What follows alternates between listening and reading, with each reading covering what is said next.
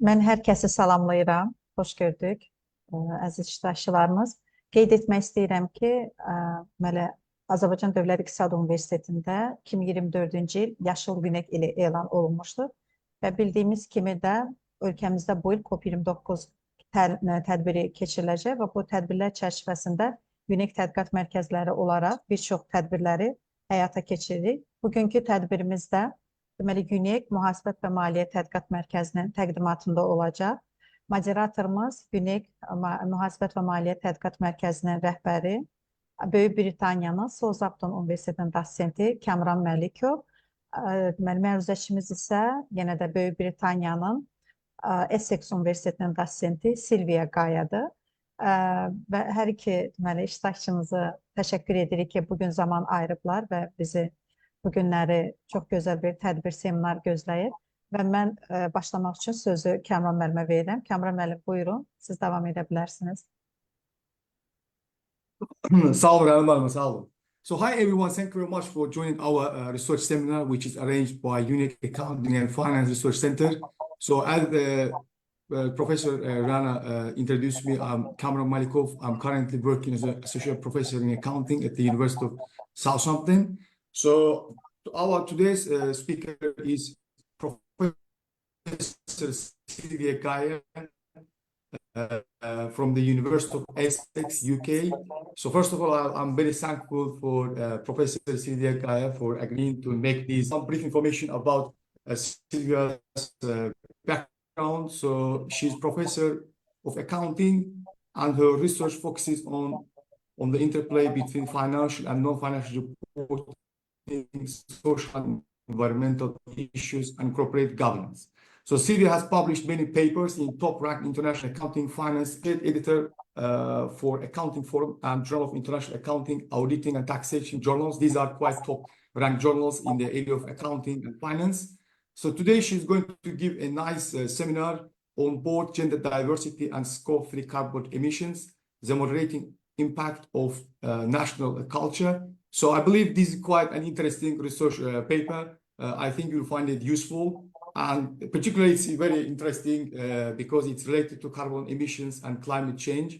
And I believe it may contribute to the issues planned to be discussed in Baku COP29. So our presentation will last around 20-30 minutes. So after that, we'll have like 20-30 minutes for questions and answers. So now the floor is yours, Silvia. You can make a start. Thank you very much. Thanks a lot, Rina. Thanks a lot, Kamran, for the nice introduction. I'm just sharing my slides, so making sure that everything works.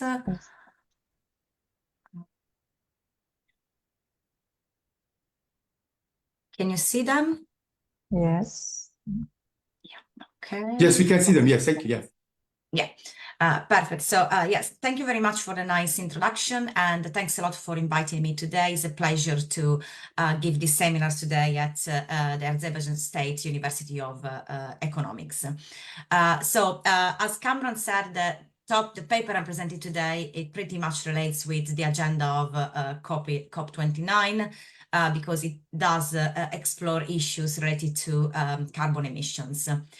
Specifically, what we're going to do in this paper, we try to investigate how gender diversity on corporate boards affect carbon emissions, and particularly by focusing on Scope 3 carbon emissions. And I will explain during my presentation what Scope 3 emissions are about. And in addition to this, we investigate the moderative impact of national cultures that plays in this relationship.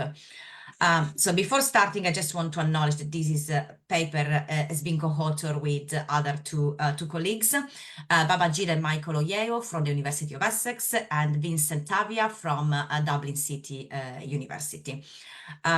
Also, before starting with the presentation, I'm very happy to take questions also during the presentation. So if you want to ask any question, I'm happy to interrupt and reply to your questions at any time. So that's absolutely fine by me. So in terms of research question, as explained, the focus of the paper is on Scope 3 emissions. And what we aim to investigate, it is to understand whether board gender diversity has an impact on the level of Scope 3 emission. Specifically, we also want to investigate whether different cultural settings have any role in this relationship, and I will explain all of this during my presentation. Before going and talk about the rationale behind this research question, I want first to explain why we have decided to discuss about this and why we believe these research questions are important. So first of all, we thought that focusing on Scope 3 emissions and carbon emission in general is very important, considering nowadays focus that international and national organizations have on reducing carbon emissions. There are different national and organization and international targets set by different bodies that aim to reduce carbon emissions. A lot of states around the world have some targets to reduce carbon emission or translate to a sort of net zero economy by 2050. And this is also one of the targets set by the United Nations with the United SDGs that have set target for 2030. As probably most of you are also aware, we're very far away in achieving these targets. So try to understand what can favor, what can promote carbon emission reduction. It's a very important topic nowadays. The second important aspect is that we are focusing on Scope 3 emission today mostly, and I will explain the next slide what Scope 3 emissions are about, but just for you to know now that Scope 3 emissions are those that count the most toward the total amount of global carbon emissions. Despite this, there is no much studies have been done in this type of carbon emissions because of the challenges that existed in the past in measuring this type of emissions. So we think that a paper that investigates specifically this type of emissions is very timely and important at this time. And also, if we focus on our research question in terms of corporate governance and gender diversity, there are no studies that are specifically focused on board gender diversity and Scope 3 emissions. There are studies that are focused on different types of emissions, but the research question specifically on Scope 3 emission is still unexplored. Lastly, and an important aspect that we want to investigate is the interplay that culture and gender play in reducing Scope 3 emissions. And in doing this, we answer to a recent call made by different accounting journals that call for more studies that try to understand the role that informal institutions like gender and culture can play in different corporate outcomes. And therefore, this paper answers to this call. So in terms of the focus of the paper, before going and talk of the hypothesis, I think it's important to give you a bit of background of the different type of carbon emissions that can go into the atmosphere and try to understand how the different regulatory bodies have tried to classify the different type of emissions that each companies produce every year. So as you can see in this slide, there are three types of emission. These are classified in Scope 1, Scope 2, and Scope 3. So Scope 1 emissions, which are the one you can see here in the middle, are the one that are directly produced by a company. So are the emissions that go into the atmospheres because of the activities that the company has performed. So if I give you an example, if I am a raffinery company, all my Scope 1 emissions are all that relate to my production of CO2 in refining oil and so on. So are those that come from a company facilities and those that come from the using of the assets like vehicles, or if I have airplane company by my planes, if I have a cruise company by the ships that I use to produce my goods and services. So these can be directly related to the company. Then the other two types of emissions are emissions that we define as indirect, and these are distinguished in scope 2 and scope 3. So scope 2 emissions are indirect emissions, and these type of emissions arise from the energy, heating, cooling that the company has purchased. So if I have to track the CO2 scope 2 emission for my company, then the way I track it is I need to understand what CO2 emissions are produced to generate the energy, the heating, the gas, the cooling that I use in my facility. So these are sort of indirect type, but they are linked to the energy heating that I'm using in my facility. The last type of emissions, these are called scope 3 emissions, and again are completely indirect. However, this type of emission do not relate at all to my business in the sense of the way I produce goods in my business and in the way I use energy in my business. The link to the business is that these scope 3 emissions are produced along the value chain of the business. So they are produced either by the supplier of the business, so we call in this way the sort of upstream activities, are all the emissions that are produced to provide the companies with the goods and service that it needs to put in place its production process, and they are at upstream level. And again, they can involve any type of activities, from the purchase of goods, from transportation, from waste, from travels, from the corporate assets that all the companies in the upstream level of the supply chain of the business use to produce their goods and service that are later transferred to the business we are studying. This type of emissions also include all those type of emissions that are produced by the businesses that are on the downstream level of my supply chain. So all the CO2 emissions that are produced by the companies that use the goods that the companies is generating. So this framework sort of try to understand the impact of a business directly in the way, in terms of producing the goods, indirectly in terms of the energy that has been used to produce these goods, but also in a more wide way by analyzing all the activities that needed to be done on the upstream level of the supply chain to have these goods done, and also all the emissions that the usage of these goods cause in the downstream supply chain.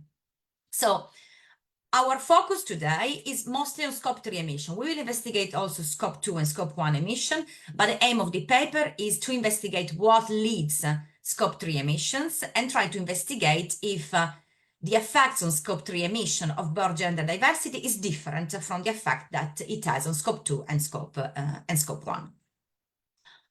So to investigate our research questions on the link between CO2, birth gender diversity and carbon emissions, we use a theoretical framework that is composed of 3 different theories. We first start with legitimacy theory, and this is because of the focus on environmental issues. According to legitimacy theory, organizations are part of a subsystem of the society, and as a subsystem of the society, they have an informal, an implied social contract with the society, which requires organization to act in a way that they comply with the norm set in this society. Acting in an environmental friendly way, in a way that reduce environmental pollution and increase the respect on the environment, is something that is linked with this social contract. It is one of the expectations that corporate stakeholders have when we talk about organizations.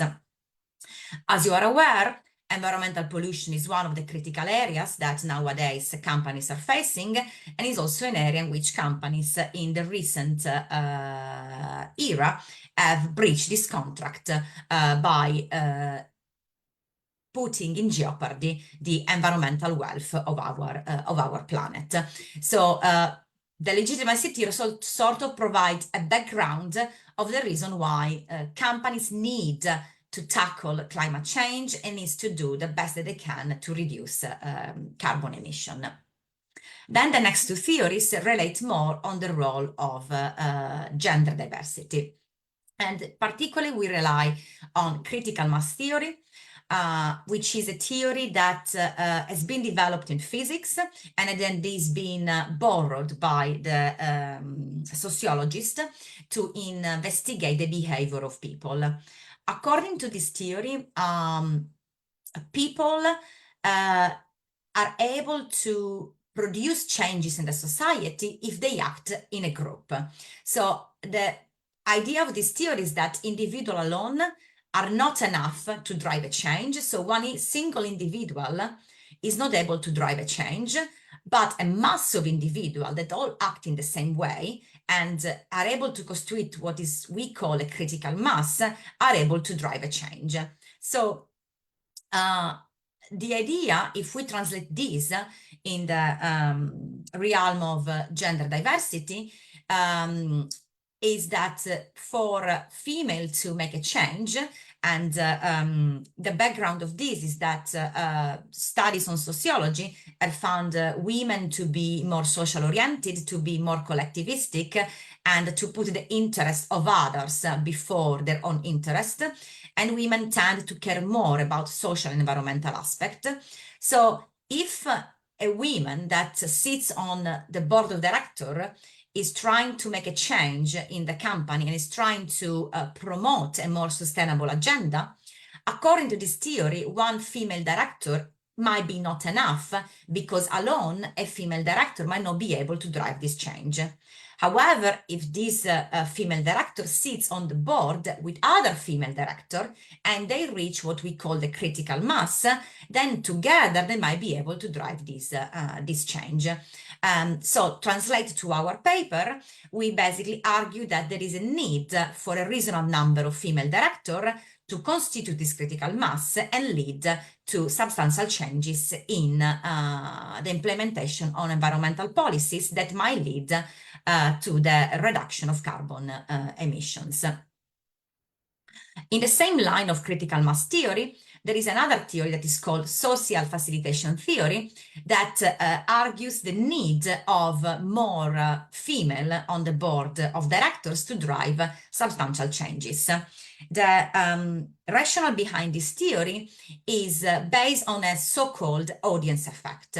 So according to this theory, when a person performs a task that he believes or she believes on, the performance of this task is received better and is performed better when there are in the audience people that have same characteristics of the person is performing this task.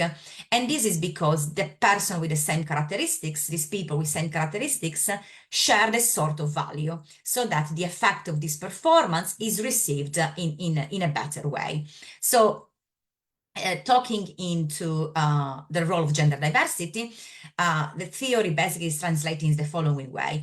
If there is one female director sitting on the board and the action of this female director are received by other female director of the board, this female director will try to behave more in line with the values of the other female directors of the board that are receiving this sort of action. So ideally, this female director that is performing her act will try to act in a way that is more aligned with the value of the other female of the board. And as I said before, women are found to have values that are more in line with sustainability and social and environmental sustainable development.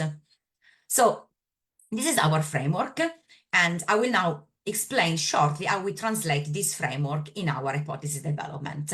So, as I already mentioned, sociology and theorists and papers have found that women tend to adopt more pro-social behavior, which are behaviors regarded as beneficial to others. This type of pro-social behavior can either be aimed to help individuals or to help the collectivity. Previous studies have found that women tend to be more communal, relational than men, and tend to be more concerned about the well-being of the other people, while men tend to be more agentic, in the sense that tend to be more masterful, tend to be more competitive, and tend to be more focused on achieving their own aims. So this sociology aspect of the difference between men and women can explain why there is an extant evidence and substantial evidence that have found that when there are more female directors on the board, companies tend to adopt more strategies that are aimed at reduced environmental risk and promote sustainable development.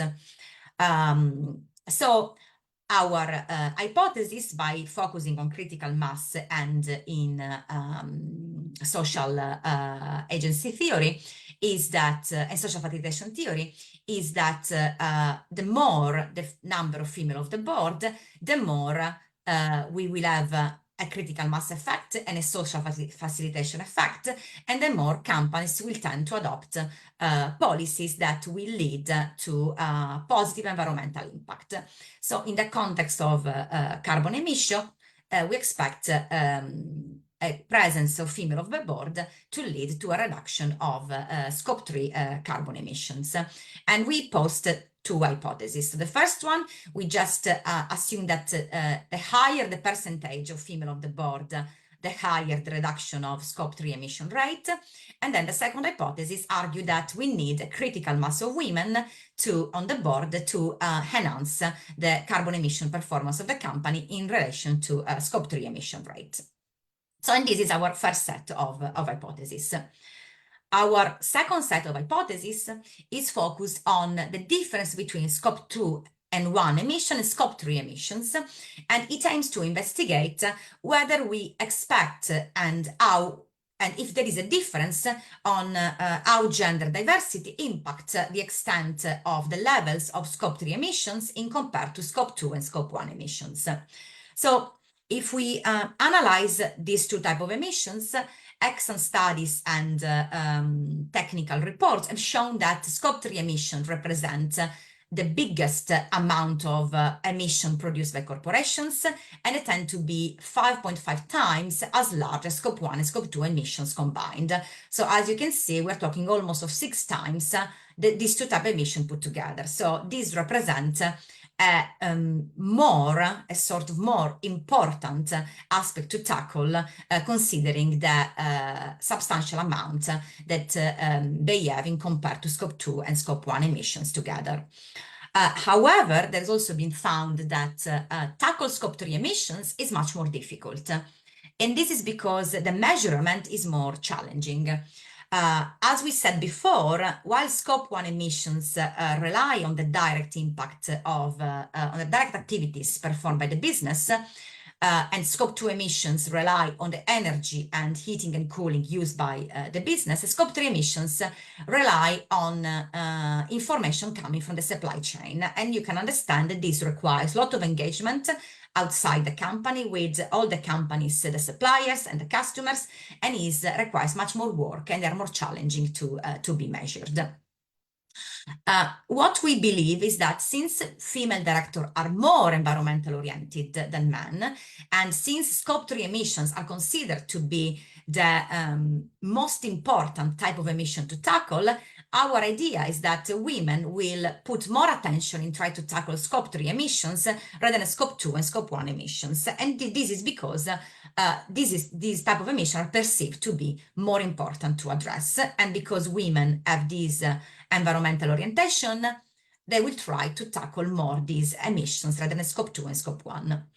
In addition to this, there is evidence that when companies have to perform challenging tasks like tackling scope 3 emissions, there is more need of critical mass of people that have expertise in the task that needs to be performed, or are more aligned with the task that needs to be performed. Indeed, studies that focus on innovation have found that in order to introduce innovation in a business, there is need of critical mass with people expert in this innovation. So what we believe in relationship to board gender diversity and carbon and scope 3 emission is that because scope 3 emissions are more challenging to tackle than scope 1 and scope 2, then there is a need of a higher critical mass of female director to produce positive impact in relation to scope 3 emissions rather than scope 2 and scope 1. And at the same time, we also believe that we expect that the effect that board gender diversity has on carbon emission performance is higher for scope 3 emission than for scope 2 and scope 1. So these are our hypotheses, and I will now talk briefly about our research design. To investigate this study, we have used a sample composed of 336 non-financial multinational entities listed on the Forbes list of top 500 companies. We focus on the period 2020. And we investigate our research question using a simple regression model where our dependent variable are different measures of carbon emissions. Our main independent variable are alternative measures of board gender diversity, and we introduce different control variables. So in terms of dependent variables, we did use data from Refinitiv, and they measure scope 3 emissions in total CO2 or CO2 equivalent in tons, and they classify them in scope 1, scope 2, and scope 3, as I said before, depending on where these emissions are coming from. And you use these three as alternative dependent variables to test our hypothesis. In terms of independent variables, we measure board gender diversity in two ways: as a simple proportion of number of female directors on the board compared to the total size of the board of directors, and also in terms of the presence of a critical mass of female director. Following previous studies to evaluate the effect of a critical mass, we insert different dichotomous variable where we measure, and these are equal to 1 if there is at least one female director on the board and 0 otherwise, equal 1 if there is 2 female directors and 0 otherwise.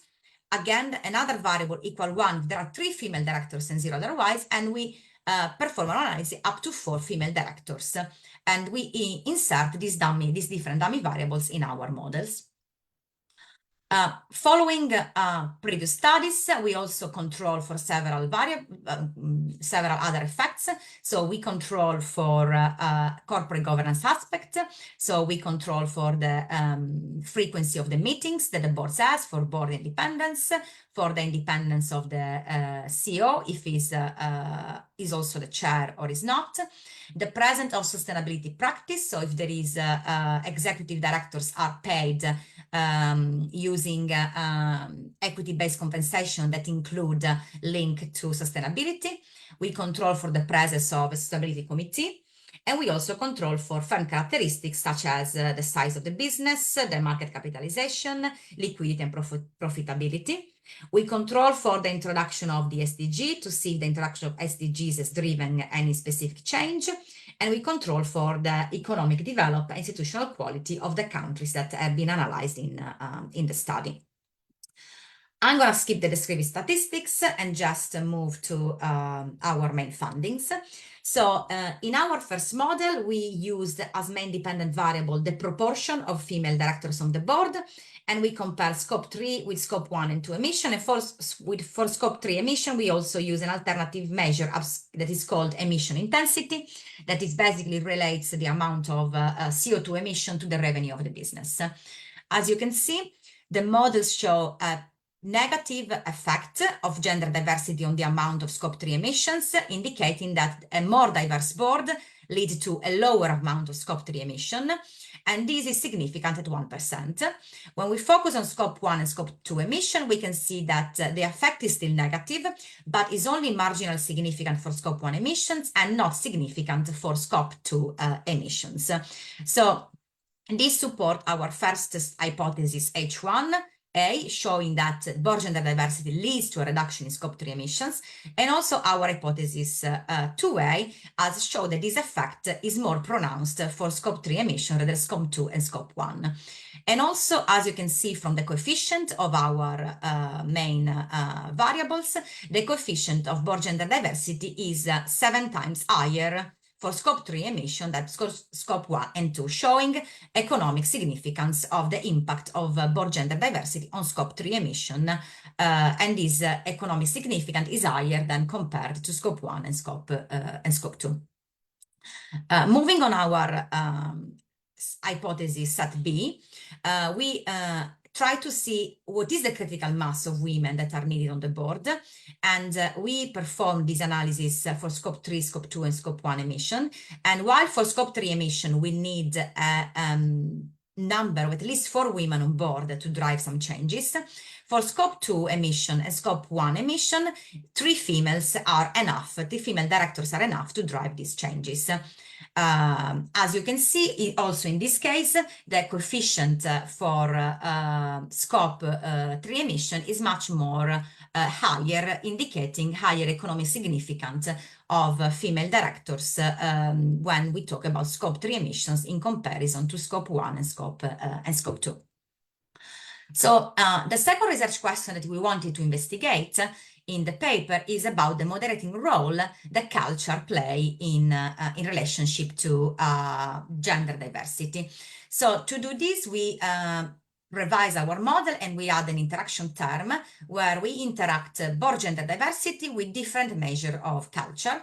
And these measures of cultures are based on the Ofsted cultural dimensional model, and we focus on power distance, uncertainty avoidance, individualism, masculinity and femininity, long versus short-term orientation, and restraint versus indulgence. I'm going to explain these variables, commenting on the findings, because I think it's going to be easy and makes more sense. So as you can see in our findings, we have 6 different columns, each of them related to the different cultural aspects that we have studied. So starting with power distance, we show that the model show that board gender diversity has a negative impact on power distance, but the interaction has no effect. Please consider that this model is based on an interaction term that is a dichotomous variable. So the board gender diversity variable calculates the effects when the score is 0, and the interaction captures the effect when the score is 1.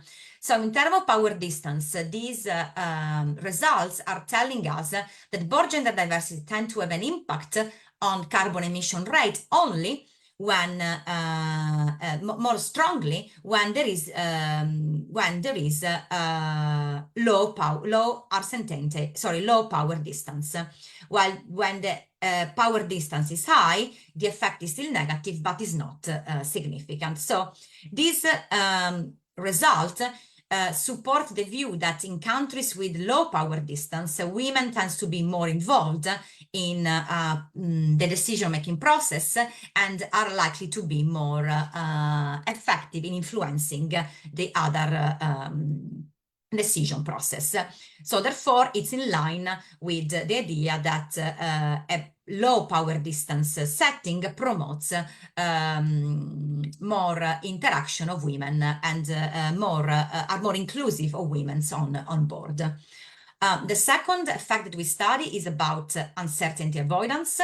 And in this case, the results show a negative effect, but not significant, when there is low uncertainty avoidance, but the effect is stronger when there is high uncertainty avoidance. So indicating that the effect of board gender diversity in reducing carbon emission is higher when there is high uncertainty avoidance in the society. We explain this with the idea that countries and nations that fear more, tend to avoid much more uncertainty, are more worried about the negative effect that carbon emission might have in the society. This type of society tend to reduce uncertainty as much as possible, and therefore they might keener to promote any effort aimed to tackle carbon emission, and therefore they promote the positive effect that women play on reducing carbon emission. The next aspect we study is to study the effect of women on carbon emission between individualist and collective society. And in this case, the zero is a collective society is equal to 0, while an individualistic society is equal to 1. So in this case, we show no effect when the society is more individualistic, but the role of women is promote more on reducing carbon emission when the society is more collectively oriented. And we believe this can be explained because of the importance that environmental matters are for the society. So environmental matters are a collective phenomenon rather than individual. And this, again, similar with the explanation we gave for low uncertain avoidance versus size, this type of society that's more collectively oriented, they will try to promote the good of the collectivity instead of the good of the individuals. The fourth column show the impact that masculinity versus femininity has. So countries that are more open to women and less open to women on this association. And again, masculinity society have the value of 1, while feminist society have the value of 0. And again, in line with probably expectation, societies that are more oriented and more they have higher femininity, the society show a higher impact on the association between birth and gender diversity and carbon emission. The fifth column explained the long versus short-term orientation, and it showed that countries that are more long-term oriented see a stronger effect of birth diversity on carbon emission. And again, this is easy to explain because more long-oriented society, they would probably aim to achieve higher sustainability because they focus on the long term, and achieving sustainability in terms of social and environmental issues is a long-term effect, because long-term this will also affect the economy of the country. And lastly, column 6 talk about restraint versus indulgence settings. And again, restraint get a value of 1 and indulgence get a value of 0. And in line with expectation, indulgence country has the world that tend to have to be more open, while restraint countries tend to have more strict and close regulation. And countries that have more open society tend to promote more the role of birth diversity in reducing carbon emission, while countries that have more stricter rules that are more close tend to reduce this effect. And actually, we got opposite results for the effect of women on board and carbon emission. So we believe that this interesting analysis of culture together with genders sort of combined explain nicely how culture and gender analysis interact in leading to different corporate outcomes. So we did perform some additional analysis. I'm gonna go quick on this because I'm mindful of time. So we performed some geographical analysis to see which country was driving this effect. And interesting, we can see that the effect is driven mostly by the Asia-Pacific countries, whether the impact on American companies is not significant, and the one in Western Europe is marginally significant. When we go for this geographic analysis, dividing for analyzing the critical mass effect, we can see that in the American region and Western Europe region, we need for the female directors, while less women are needed in the Asian Pacific region. Why we believe these results are driven is that we believe that in American and Western Europe is more common to have female of the board, so their positive effect on sustainability is sort of with the time become less strong somehow, because the practice has been more in institutionalized, while in Asia Pacific region, we believe this is a new practice, and that's why we believe that the effects tend to be stronger, and also why they need a lower critical mass to achieve positive results. We also do additional analysis controlling for the carbon intensity of the industry, and we distinguish the companies we analyze between carbon intensities versus non-carbon intensity industries, and we can see the results are stronger and significant in all the settings, with a higher economic significance for non-carbon intensity and carbon intensity industries. However, this is nothing so unusual, because if we have considered our effects are not direct emission, but are the emission on the supply chain. So really the industry where the companies operate, it does not make so much effect, because all these emissions are not those that are produced directly by the company, but all those that come from its supply chain.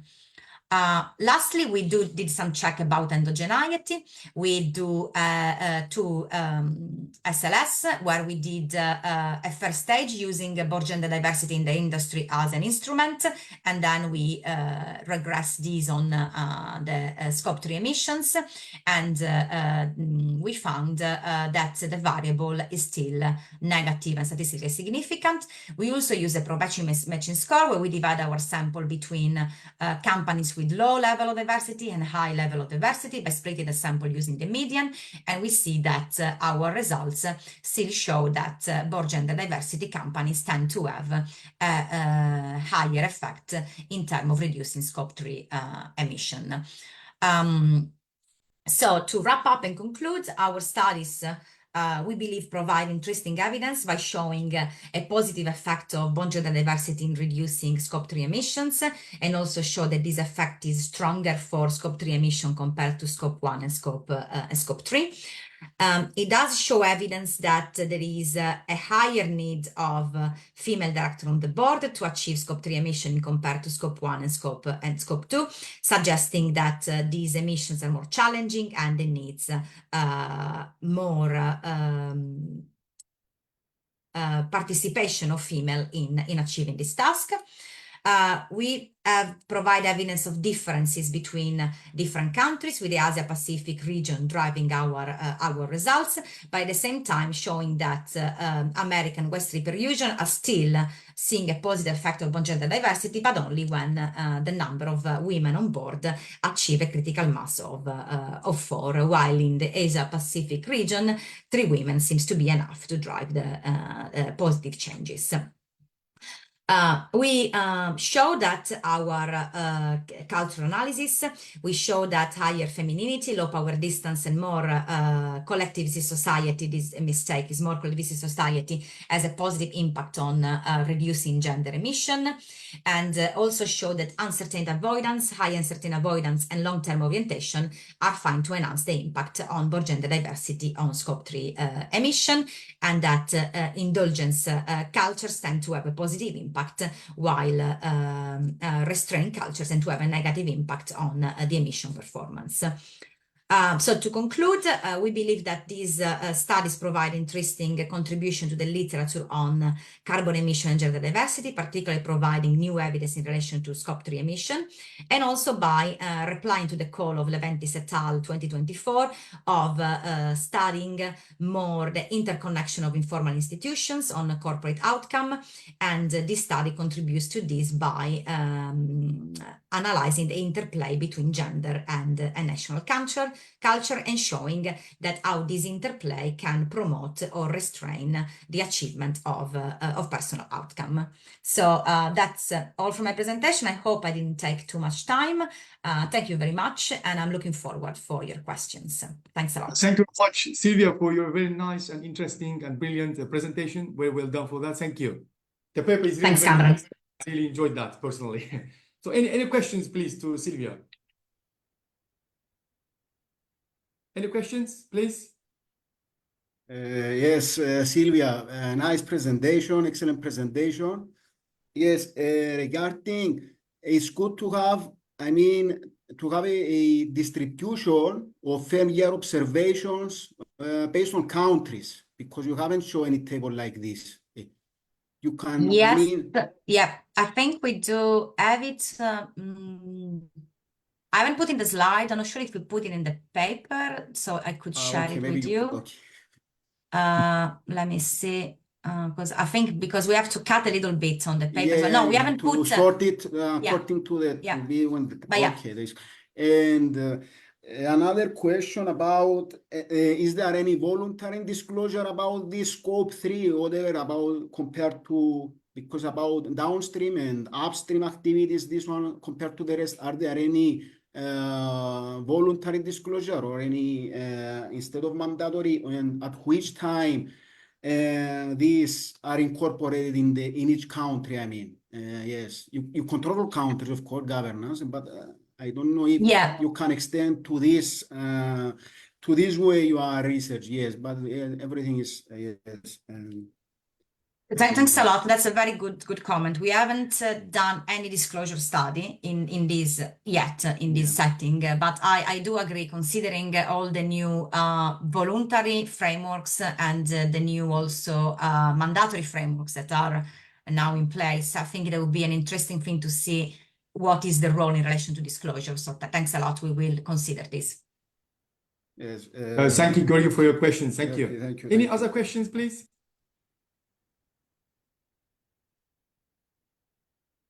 Yeah, so Silvia, I also have got a couple of questions. I'm not expert in that area, but just a couple of questions. They might be minor. The very first question is, why did you add like the wording moderating impact of culture to the title of the paper? Because when I saw the title, I thought that maybe the main contribution is about the moderation effect. But after listening to the presentation, I see that that's the second hypothesis. The main hypothesis is about the carbon emission scope 3 and the biodiversity. So if this is the first paper that examining the relationship between biodiversity and carbon emission scope 3, then I think there is no need to add that moderating related thing to the title. That might kind of reduce the contribution or something like that. Just a minor thing, but I think you might consider this because usually what we know is that when the paper is about like doing moderating related things, when the main contribution is about that, then they add it to the title. Yeah. But in that case, I see that you do more than that. The main hypothesis is not about that. That's kind of a second sub-hypothesis. That's why I thought that if no one has done this kind of research question, that where they examine the association between biodiversity and scope 3, especially carbon emission, then it might be just good to remove that from the title. Just a minor thing for you to consider. Yeah. Thanks for the comment. Yeah, thank you very much. And the other question is, why did you start the sample in 2006? It's a minor thing, just maybe you provided some explanation in the paper just to justify why it starts in 2006. Because is it because of the data-related issues? The data is available? It's data coverage because there was not much in the previous years. So it's mostly data coverage, yeah.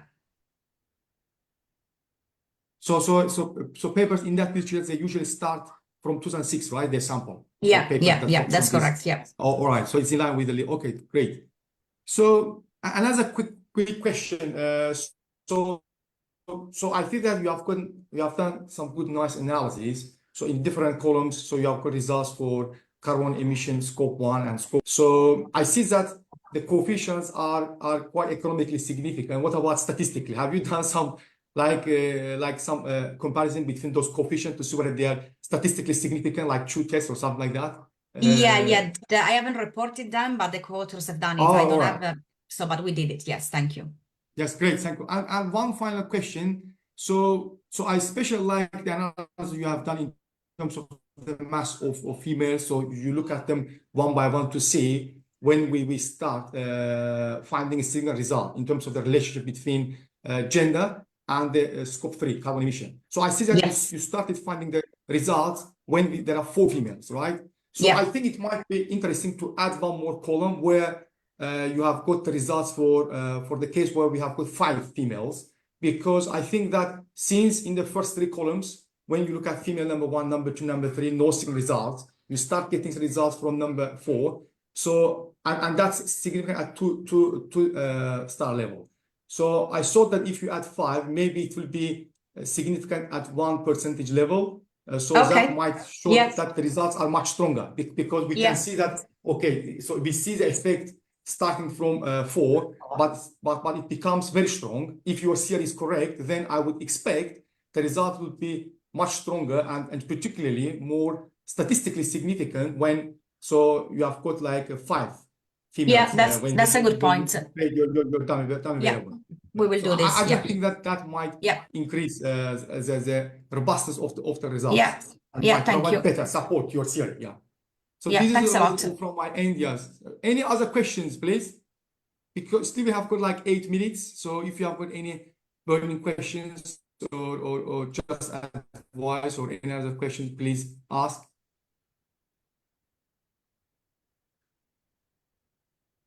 So I think we don't have any Tamam, ben other questions. Sylvia, suallar yoksa thank you very much biz for really for this really great presentation.